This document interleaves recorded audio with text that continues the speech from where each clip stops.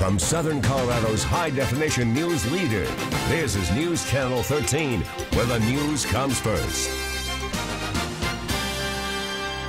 A stabbing at a Colorado Springs motel. Police are on the scene right now as the victim is rushed to the hospital. We're live with the latest. Plus, a day later, Mother Nature's wrath still obvious. Instead of celebrating the 4th of July, hundreds are cleaning up all of that hail damage. And I'm tracking some storms up and down the Front Range. We're looking at Woodland Park right now. There's some showers, thunderstorms continuing, but it looks like by midnight things are going to start to improve. We'll get some drier weather overnight, and then tomorrow and Independence Day, the forecast will be coming up. I'll be back with all that information in just a bit. Good evening and thanks for joining us for KRDO News Channel 13 at 6 o'clock. I'm Greg Miller, and first up tonight, have you had enough of the rain? Too bad. We're tracking more showers in the region right now. Here's a live look at Woodland Park. As we just saw, 61 degrees, but some showers moving through the region. You can see the wet pavement. Doesn't look too bad right now from our Neighborhood Weather Network camera, but how long will that be the case? Mother Nature could be raining on your Saturday night plans. Storm Tracker 13 meteorologist Nick Carter is here. Nick, we welcome you aboard. Thank you. Put you right to work as we track some more showers. Hopefully we can dry things out for the rest of the week. Look what I brought in from Denver earlier this afternoon. Showers and thunderstorms, and they always form along the Front Range and in the foothills. Looking out to the northwest of town up in Woodland Park, the streets are kind of wet right now.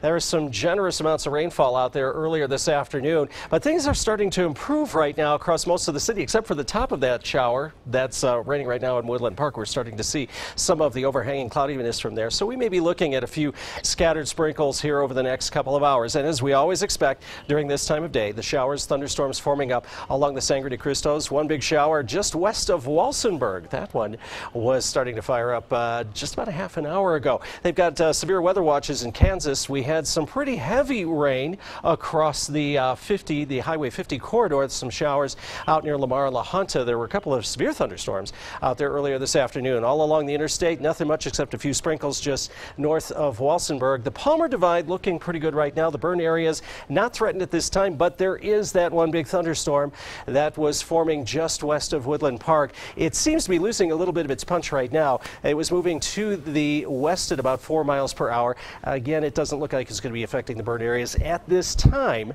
All it's doing is keeping us nice and chilly with those temperatures in the 70s. Yeah, 70s on the 2nd of July, but down in southeast Colorado, across the southeast corner of the state, temperatures are a little bit warmer. We'll be down into the 70s, down into the 60s overnight. More showers on the way, but what about the rest of the holiday weekend? I'll be back with your Storm Tracker 13 forecast in just a couple of minutes. All right, Nick, thank you so much. And we're still following a developing story tonight out of Old Colorado City, a stabbing investigation outside of a motel. Police say a woman stabbed a man in the chest. It happened at the Ridgeview Motel on Colorado Avenue. That's where we find KRDO News Channel 13's Michaelia White live with new information. Michaelia?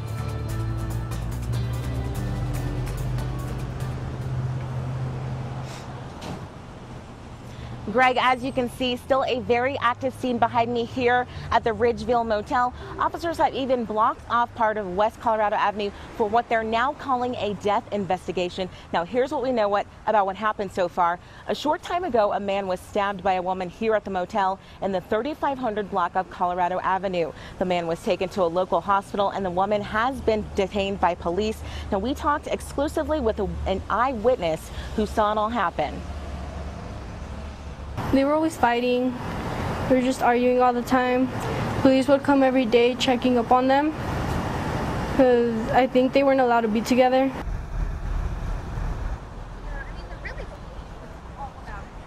And we're still working to learn more about that man's condition. We will keep you updated as soon as we learn more about what happened. Stay with News Channel 13 and KRDO for more information. Live in Colorado Springs, Michaelia White, KRDO News Channel 13. An update on that one tonight at 10 o'clock, Michaelia. Thank you. We also have an update to a story we first brought to you last night on KRDO News Channel 13 at 10. Colorado Springs police are now searching for this person of interest in a deadly assault, and they're asking for your help.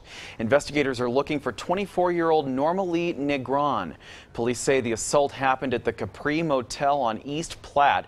Officers arrived at the scene after a 911 hang-up and later discovered a man who had severe injuries on the upper floors. He was taken to the hospital where he later died. Witnesses reported seeing a woman entering the victim's room and leaving a short time afterward. If you have information that might help police, you're asked to call Colorado Springs Police at 444-7000, or you can remain anonymous by calling Crime Stoppers at 542-STOP. Police in Pueblo are investigating a serious crash on the city's south side. Pueblo PD says the cars hit each other head-on near the intersection of Northern and Stone. They're looking now to see if one of the drivers had been drinking. Witnesses say the green car was driving very fast. Several people were taken to an area hospital, but the exact nature of the injuries have not been released. Drivers on the south side of the Springs are dealing with a tire-eating monster. The latest pothole to raise a fuss sits in the eastbound lanes of South Academy, just in front of Pikes Peak Community College. It's not much to look at from this side, but it's the perfect length and depth to deal out serious damage. We even caught up with one woman whose alloy rim was no match for this monster. I heard this loud, and then it went flat, flat, flat, flat, and I knew my tire was flat. It's hard to see in the shot, but while our crews were interviewing that woman, police did arrive on scene trying to fill the hole with a pair of shovels at least, until a more permanent fix is expected within the coming days. And don't forget, you can report the location of any pothole problems through our Pothole Patrol tab. You can find that at KRDO.com. A judge in Denver has about 2 weeks to decide if the anti-recreational marijuana group Citizens for a Healthy Pueblo has violated Colorado campaign finance rules. And new at 6, KRDO News Channel 13's Katie Spencer has both sides as the battle over marijuana in Pueblo County continues. Allegations of campaign and political finance violations are the latest battle in the fight over recreational marijuana in Pueblo County. There's a lack of explanation for $1,166. Growing Pueblo's Future, the pro-pot group, filed complaints against Citizens for a Healthy Pueblo, the group against the sale of recreational marijuana. And a Denver judge has 15 days to decide if Colorado campaign rules were violated. I think that there's accountability issues on both sides.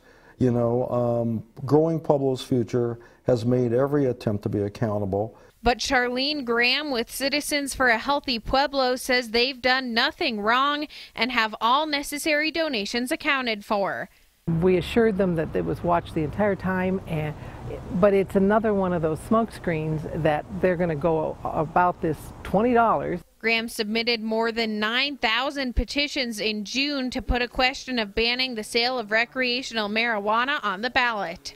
I quite frankly find that this complaint is an assault on all those people. But these complaints against campaign finances aren't the only ones that have been filed. There was a poll that was conducted, and the opposition has basically said that they did not conduct a poll.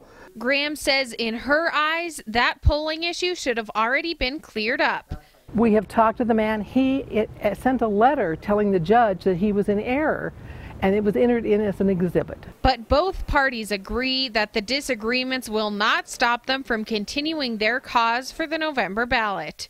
In Pueblo, Katie Spencer, KRDO News Channel 13.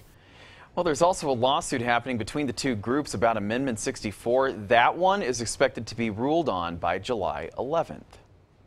Still to come here on KRDO News Channel 13 at 6 o'clock. They're not full-fledged officers just yet, but these AFA cadets are providing military service in a big way. A heartwarming story you won't want to miss. Plus, honoring freedom by remembering those who have sacrificed. We'll take you there.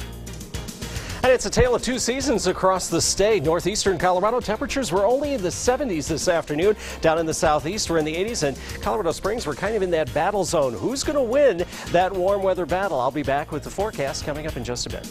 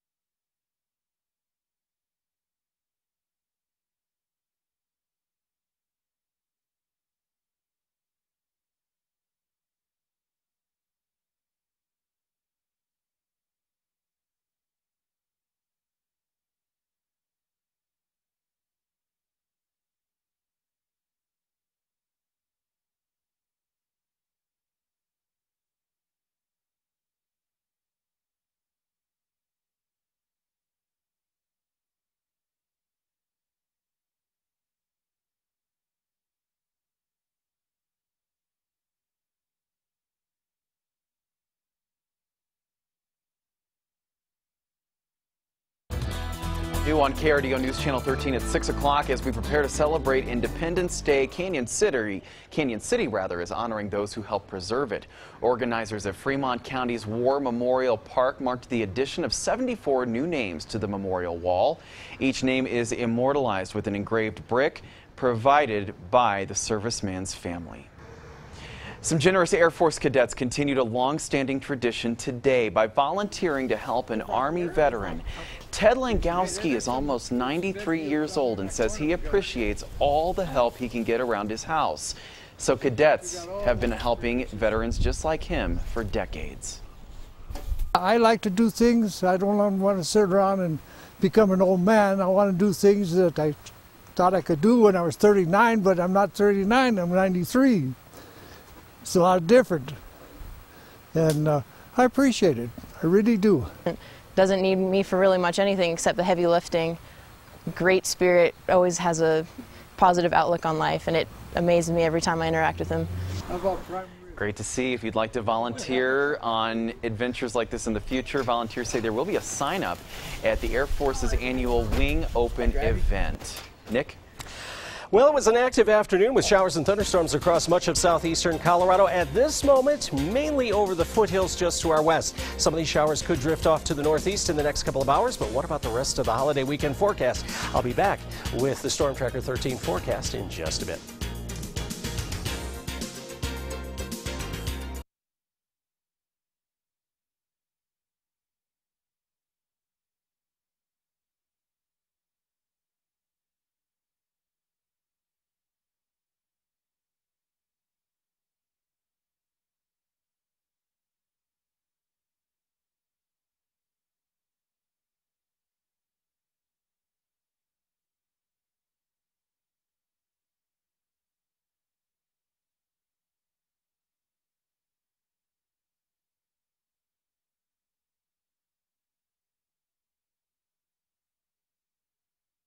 To say baby sports. Yeah, thanks.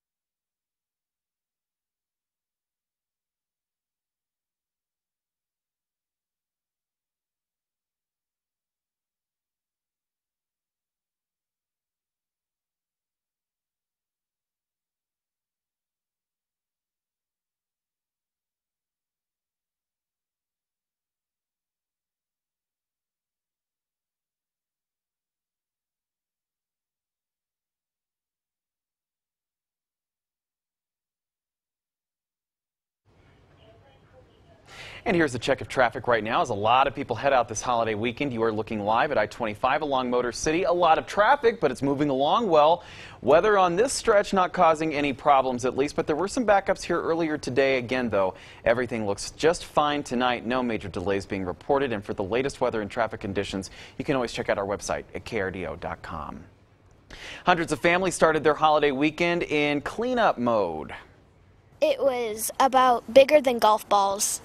A private home security camera captured the moment when a massive hailstorm tore apart this Castle Rock neighborhood. That's what's left, a landscape of broken glass from both cars and homes alike. It was like somebody beating on our roof with a hammer. or as the kids said, like a helicopter was shooting at the house. Yeah, I have that reaction too. That guy had 3 broken car windows alone, and his neighbors are dealing with similar damage. And now insurance companies are warning customers to be very careful about potential scammers. They say use local contractors. That is the best way to protect yourself. Storm Tracker 13 meteorologist Nick Carter is here now. Nick, we need a break from this. We really need a break. And just think, after this afternoon and maybe a little lull in the air, monsoon season, but let's take it one day at a time out there. Yeah, hail in southeastern, east central Colorado, early summer, late spring. This is the season. We also had some pretty heavy rain in southeastern corners of the state in Huerfano County right now. This is our camera, our Viero cam, looking out over at La Vida. That didn't really reach severe limits, but it was pretty nasty nonetheless, with a few showers and thunder. Pretty heavy down in the southeast corner, but temperatures are starting to drop in the wake of some of those showers and thunderstorms, especially near Walsenburg, where you had a heavy rainstorm just a little while ago. 61 degrees, 79 degrees in Pueblo, 77 degrees in La Junta up north in Lyman, 77 degrees, and here in Colorado Springs it's 75. As for the winds, well, it was a little gusty with some of those thunderstorms, but everything is the rest of the evening with most wind speeds under 10 miles per hour. La Junta, you got a little bit of a gusty situation with one shower that's moving out of the area. But it's all quiet across the Highway 50 corridor with some of the showers and thunderstorms that have been developing, most of them across the Sangre de Cristos and just to the northwest up in Woodland Park. That's going to continue maybe for another hour or two before things start to finally calm down for the rest of the night. Here's our Skycast. Within the next hour or so, along I-25, I don't think you're going to have any travel problems if you want to go up north up into Denver, maybe a sprinkle or two by 9 to 10 p.m., especially up near Douglas County, southern Douglas County. You might have a shower or two. Over the night, midnight, you're working the night shift this weekend. Should be nice and quiet. Tomorrow, we start out with sunshine and then a slight chance of the usual late day showers and thunderstorms. We might get some pretty heavy stuff down near Trinidad and down near Alamosa in the San Luis Valley. Our temperatures tonight generally in the 50s. For tomorrow, looking at high temperatures in the mid to upper 80s. That's because the air is going to be a little drier, so we're going to get more sunshine than clouds. Forget about today. It's going to be a little drier, a little warmer tomorrow. Mid 80s for us, 91 degrees for La Junta, 86 degrees down near Springfield. And our 7-day forecast as we get into the holiday, the all-important Independence Day forecast, only a 20% chance of showers and thunderstorms should be happening probably sometime after you're done with the barbecue. Let's hope so, at least. And for Pueblo, 7-day forecast, again, same thing, a 20% chance of showers and thunderstorms, and everybody is going to be getting ready for what looks like the beginnings of a major heat wave for the rest of the week. Nice way to finish out July. And we'll be back with some more information for you guys a little bit later. Actually, I'm going to get to walk over to visit you guys. I'm still kind of navigating the studios around here. I like every arrangement that you have here. Everything is in such close reach so that if I forget something on the weather computer, I can just run over there and tweak things as I see fit. So good to be down here in Colorado Springs. Yeah. Came down from Denver. I'm kind of visiting, helping out a little bit for the staffing issue that you guys have for the time being. We appreciate really nice it. working with you guys. Yeah. All right. Well, we look forward to it. Okay. Looking forward to the dry stretch. That's coming next week, and next weekend I'll have all the details on that too. All right. I just work weekends. Okay. Well, hey, we'll take you whenever we can get you. Okay. Nick, thanks so much. Other Nick. Other Nick. Sports Nick. Other Nick. Sports Nick. I thought we were friends. Baby Sports. Man. We'll call you that. We're going to have to talk about this name thing. Nick's at night. There you go. Well, coming up in sports, we got the Sky Sox. They are rolling through June into July. Hear from a couple of their veterans on why the best may still be yet to come.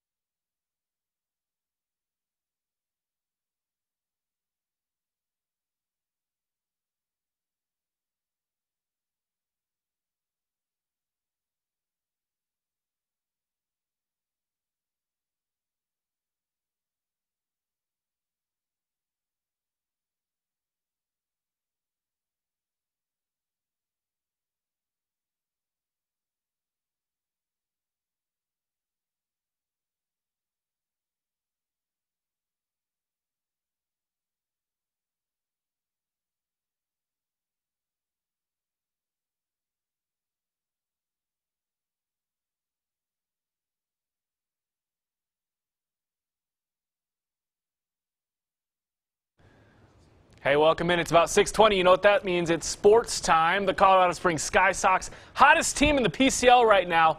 No, really, I'm serious. Despite Mother Nature recently attempting to rain on their parade, the Sox have won 9 of their last 11 games, including their current 4-game winning streak. Last night, they thundered to a 13-7 win over the New Orleans Zephyrs, which has them now 2 games above 500 and just 3 games out of first place in the American Northern Conference. A couple of the older dogs on the roster say the future is bright for the Sox. At some point it was going to, come together and good things will happen. So, like I said, was go out there and play the game as hard as we can and see what happens. And here we are, seeing ourselves, in playoff contention, which is why you ultimately play. You play to win. There's a lot of talent here, young guys and old guys. So I think there's a pretty bright future for the Brewers moving forward and the rebuilding phase that they're in. It's going to be pretty exciting times.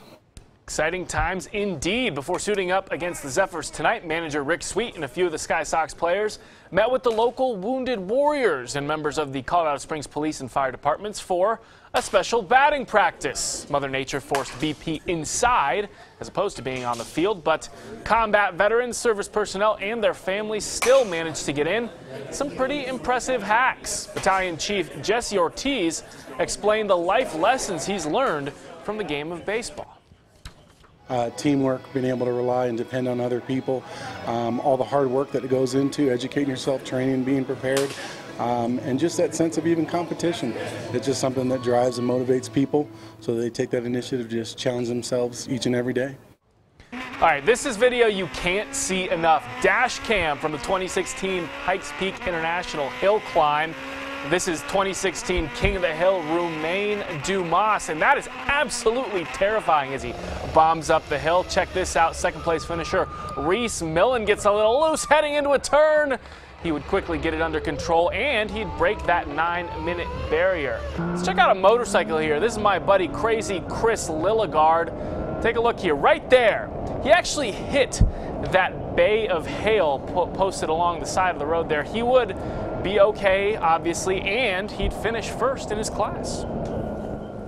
Finally, let's catch up on the European Championships. Some soccer for you, Greg. Heavyweight bout between Italy and Germany in the quarterfinals. Second half, Germany strikes first. It's Mesut Ozil from the cross of Jonas Hector. Keep Hector in mind for just a little bit. Now that's Jerome Boateng. Don't want to do that. Handball in the box leads to a penalty kick. Leo Bonucci scores past Manuel Neuer. We're all tied, and we can't have a tie here, Greg, so we go to a penalty kick out. There's Hector again. I told you to remember him. He wins it for Germany, 6-5 on PKs. Germany headed to the semis. So why can they, wait, it didn't end the tie. Tournament, so in a tournament, you have to have a winner here to go on to the semifinals. Got to have PKs. Why don't they do that more often? It solves everything. I'll explain in the break. Okay, we'll be back after this.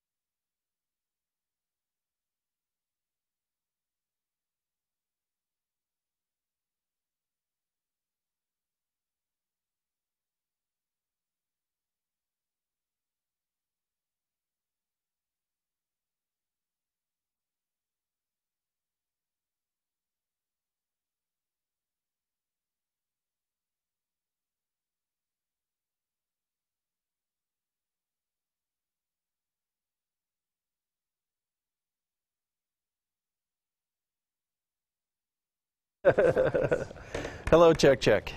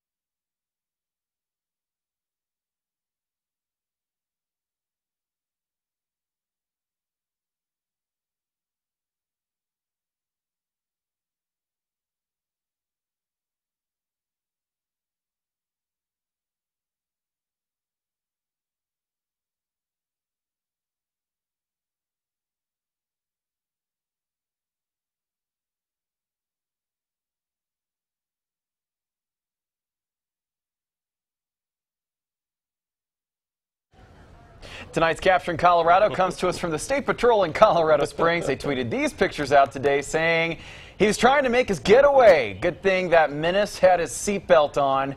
Safety first, remember, on this 4th of July weekend. He's making pretty good progress there, though. Yeah, and tomorrow it'll be a lot safer driving with the top down, too, because we're getting a little bit of a warming and drying trend. This is for Canyon City, temperatures in the 80s, 94 on Independence Day, and for Teller County, temperatures in the 70s. Nice in the mountains for tomorrow. Very nice. Thanks for joining us. We're back.